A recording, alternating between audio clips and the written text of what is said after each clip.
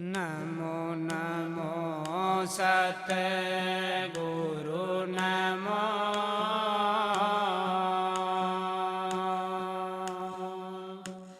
नमन करूं जी हर बार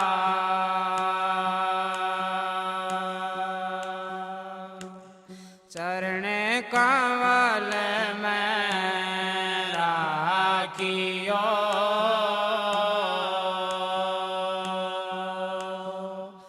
मेरे सतगुरु सरजनहार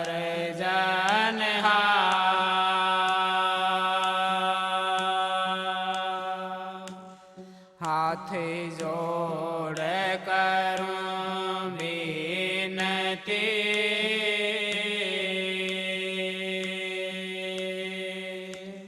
चरण निवाऊं से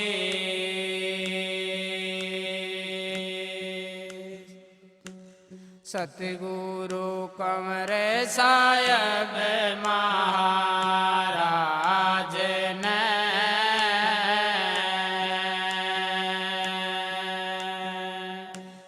नाम दिया बख्शीश गुरु जी मारे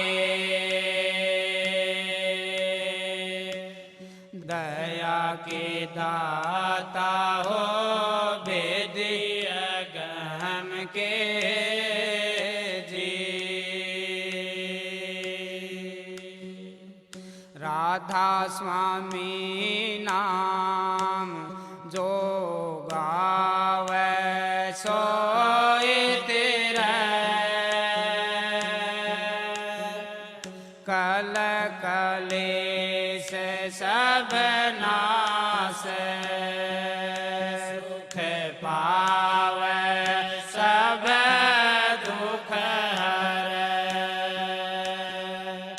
ऐसा नाम अपार कोई भेद न जाने जो जाने सोए पार भंवर नाथ में जन्मई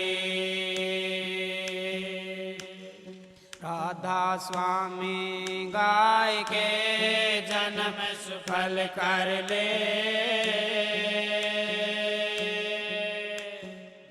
यही नाम निज नाम है मन अपने धर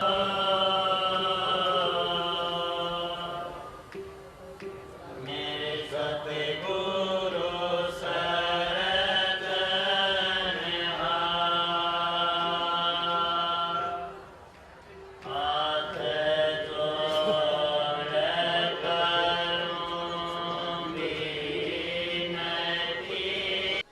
राधा स्वामी दयाल की दया, राधा स्वामी सहाय, राधा स्वामी।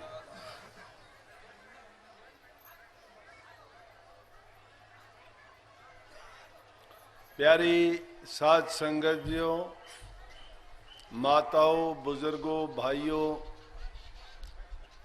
सत्संगी प्रेमियों, जितने भी आप पधारे हैं, शांति से बैठ के सत्संग का लाभ उठाएं।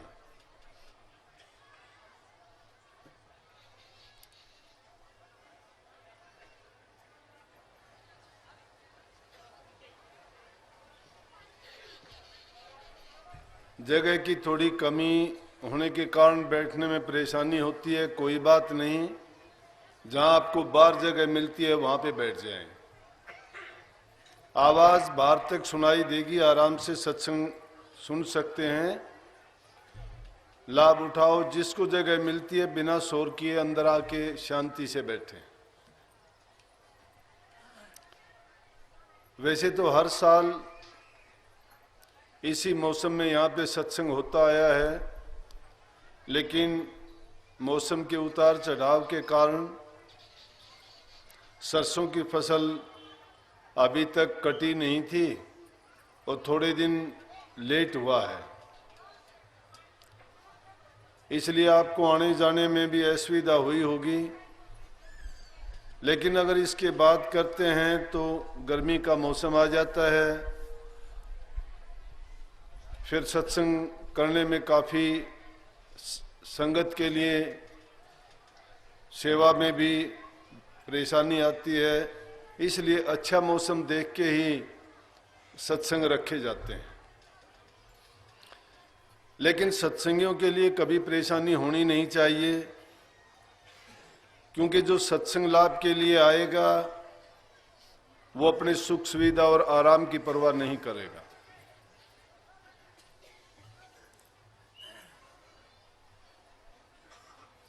इंसान की मूल आवश्यकता है वो हमें सत्संग के माध्यम से ही मिलती है। दुनिया में जितने काम किए जाते हैं वो हमारे जीवन यापन के लिए, शरीर के सुख के लिए या अपनी जिम्मेवारियों को निभाने के लिए है।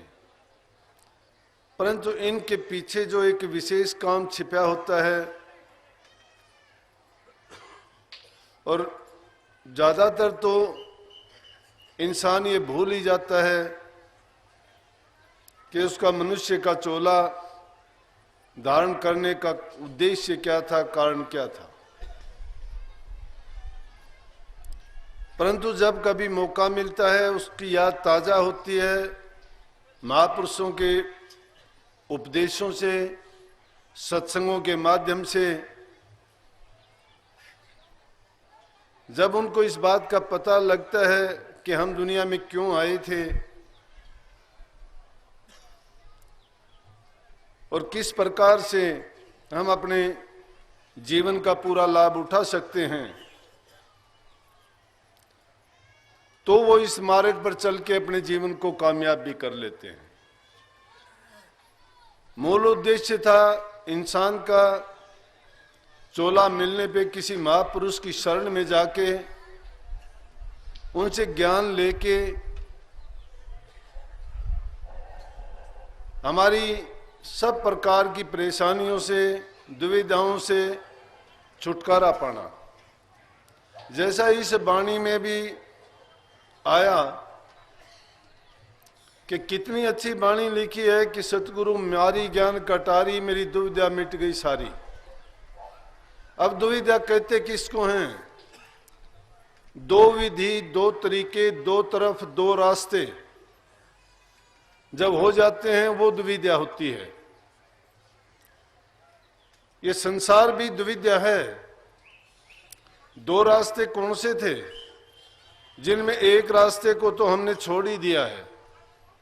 जो प्रभु भक्ति का मार्ग था उसको बिल्कुल भुला के एक ही मार्ग पर चलते हैं। लेकिन अगर वास्तव में समझा जाए तो जो सतगुरु की शरण में आता है उसको दुविधा का भी पता चलता है और उसकी दुविधा मिट भी जाती है। दुविधा क्या है कि संसार में रहते हुए तो अपने जीवन के उद्देश्य को पूरा नहीं कर सकता। अगर उस उद्देश्य को पूरा करने में नाकामयाब रहता है वो, तो 84 में धक्के खाता है। अब मन और माया के खेल में ये जीव जब फंस जाता है तो अपने उद्देश्य से भटक गया। तो इसलिए जब सतगुरु मिलता है तो इस दुविधा को कैसे मिटा देते हैं, वो उनको ज्ञान का रास्ता दिखा के कहते हैं कि दुनिया में जिस कारण से हम आए हैं वो अपने कर्म के कर्ज को लेके आए हैं। और कर्म का कर्ज क्या है कि किसी से कुछ देना है, किसी से कुछ लेना है। लेकिन उस कर्ज से दूर भागते हैं तो वो सिर पर वजन रहता है, और अगर उस कर्ज को पूरा करने में लगे रहते हैं तो भक्ति मार्ग से, प्रभु भक्त के मिलने से हम छूट जाते हैं। परंतु संत सतगुरु ने भोग और जोग दोनों दिए हैं। संत मत की ने ये रास्ता जीवों के लिए कलयुग में ऐसा सुगम कर दिया कि जीव संसार की अपनी जिम्मेवारियों को पूरा करते हुए अपने कर्म का कर्ज भी अदा करता है और भक्ति के मार्ग पर भी आसानी से चल सकता है।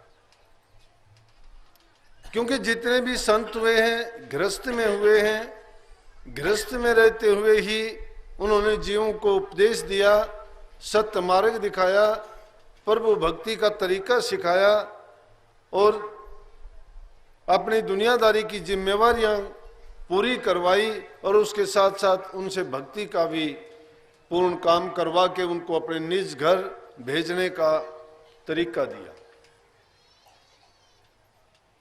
अब ये जीव समझता नहीं है, इसको कितना भी कहा जाता है, इसको समझ कब आती है? जब तक आप अंतर्मुख नहीं होते आपको समझो ज्ञान नहीं मिला है।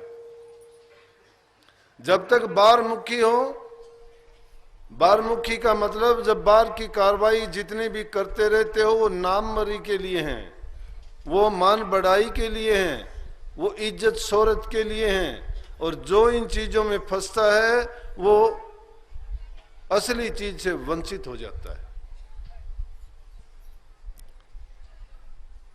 संत मत करनी का मार्ग है। जब तक नाम को लेके नाम की कमाई नहीं करता है तो समझो उसने नाम लिया ना लिया बेकार है। नाम लेके उसका नित्य प्रति के अभ्यास करना, और अभ्यास में भी सबसे पहला काम है नाम का सिमरण करना। सिमरण जब तक नहीं करोगे घट के कपाट नहीं खुलेंगे। सतगुरु ने ज्ञान हमें पूरा दिया, सतगुरु पूरा है, ज्ञान पूरा है और उस काम भी हमारा पूरा है, लेकिन सतगुरु के बताए मार्ग पर चलने से पूरा होता है। सतगुरु जो कहता है वो तो हम करते ही नहीं हैं। हमें सुनने की आदत बहुत पक चुकी है हमारी, सुनते जाते हैं, कोई कितना भी कहे सुनने में हमें कोई वो नहीं है। देखते हैं रोजाना कि दूर दूर तक आप इतनी तकलीफ उठाते हो, समय आपका बर्बाद ही करते हो कहूंगा। क्योंकि जब आप इतनी दूर, स्वामी जी महाराज क्या कहते हैं, संतों की वाणी को जितनी बार पढ़ोगे उतनी बार उसमें से नई शिक्षा, नया उपदेश और नया मार्गदर्शन मिलेगा। कितना खोल के उन्होंने कहा कि चल चल आए सतगुरु आ गए, दरस न पकड़े बचन न लागे, क्या फल पाया सत्संगत आए, वक्त गंवाया जन्म गंवाए। इसलिए मैंने कहा वक्त का गंवाना है वो, कि जब आपने सतगुरु के दर्शन करके आपके मन में खिंचाव नहीं हुआ, मन की वृत्तियां एकाग्र नहीं हुई, मन की सोई हुई जो आपकी पिपांसा थी, भूख थी, वो जागृत नहीं हुई, अज्ञान रूपी पर्दा आपका नहीं हटता कैसे? कि गुरु के वचन की पालना करते तो हट जाता, लेकिन गुरु जो कहता है उसको नहीं करते हैं आप। ये रोज रोज के सत्संग सुनना, सत्संग तो इंसान एक, मैं कहता हूं एक वचन ही काफी होता है जीवन में, एक वचन को भी पूरा कर लेता है, लेकिन हम तो रात दिन सुनते रहते हैं, एक नहीं लाखों सुनते रहते हैं, बातों को भी बहुत याद कर लेते हैं। अगर पूछेंगे तो यहाँ की नहीं, बड़े बड़े संतों की आप बातों को उठा उठा के कह दोगे कि उसने ये कहा, उसने ये कहा, लेकिन आपसे पूछे कि उसने कहा तो कहा, आपने क्या किया? आप अपनाते ही नहीं, कितना भी समझो आप तो ये सोचते हो कि काम ऐसे ही चल जाएगा। जब दिक्कत होती है, तकलीफ होती है, गुरु के पास जाते हो और जाके कहते हो जी मुझे ये है, मुझे वो है, मुझे ये दिक्कत है, मेरा काम नहीं चलता, मुझे नौकरी नहीं मिलती, मेरे संतान नहीं होती, मुझे घरवाले ठीक प्यार से नहीं बोलते।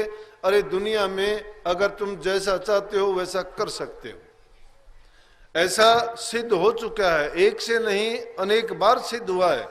जब दूसरों की बात आप गाते हो, उनको देखते हो, उन्होंने महानता प्राप्त की किस चीज से की?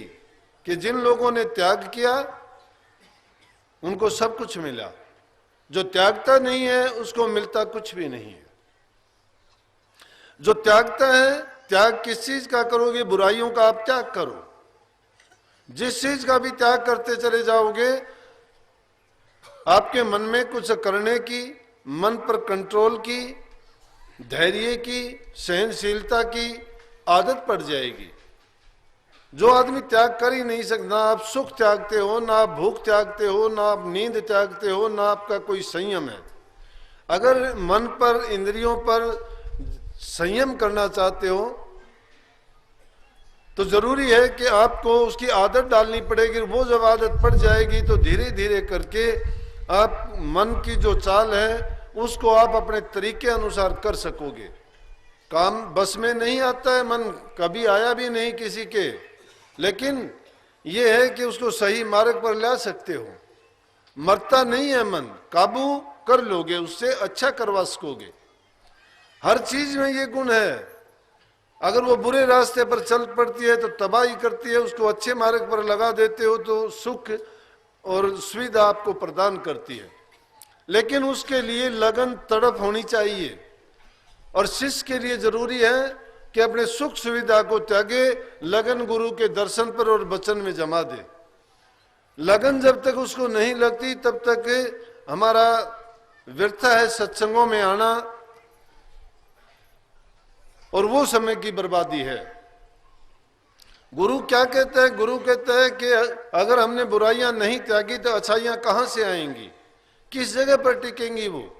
इस दुनियादारी में जितने लोग आए किसने शिकायत नहीं की, लेकिन जिसने अपनी इच्छाओं पर काबू कर लिया, जिसने संसार की कामनाओं को त्याग दिया, जिसने संयम से काम लिया, समय की प्रतिबद्धता को जिसने जाना, उसने गुरु के दर्शन में कुछ सब कुछ मिला। तो इसीलिए कहा कि सतगुरु ने जो ज्ञान कटारी मारी, सतगुरु ज्ञान की कटारी मारता है।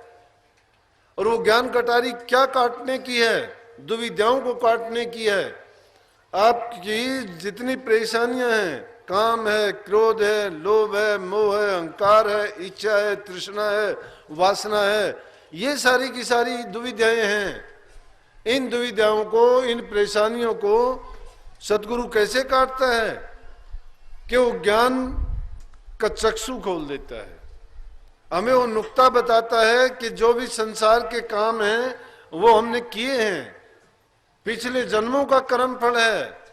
हम अपने प्रारब्ध के बस दुनिया में आए हैं और उन प्रारब्ध कर्म को भोगना पड़ेगा, चाहे वो कोई भी हो। जो भी दुनिया में आया अपने कर्म के बस आया है।